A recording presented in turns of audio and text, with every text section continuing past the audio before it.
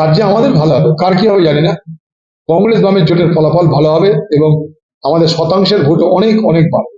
এবং আমরা একটা জিনিস প্রমাণ করে দিয়েছি, ভালো করে খেয়াল করে দেখুন আপনারা, যখন নির্বাচনটা শুরু হয় তখন এই নির্বাচনের আলোচনা ছিল দ্বিমুখী আলোচনা, একদিকে বিজেপি একদিকে টিএমসি। তারপর কংগ্রেস এবং বাম তারা তাদের মতো করে যখন শক্তি বৃদ্ধি করতে আরম্ভ করলো, তাদের মতো করে মানুষের কাছে যখন পৌঁছাতে চেষ্টা করলো, তখন এ বাংলার যে নির্বাচন, সে নির্বাচন ক্রমশ ত্রিমুখী হতে আরম্ভ করলো। অর্থাৎ আমরা নির্বাচনের যে ন্যারেটিভ, সে দ্বিমুখী থেকে ত্রিমুখী এর মধ্যে করে দিয়েছি।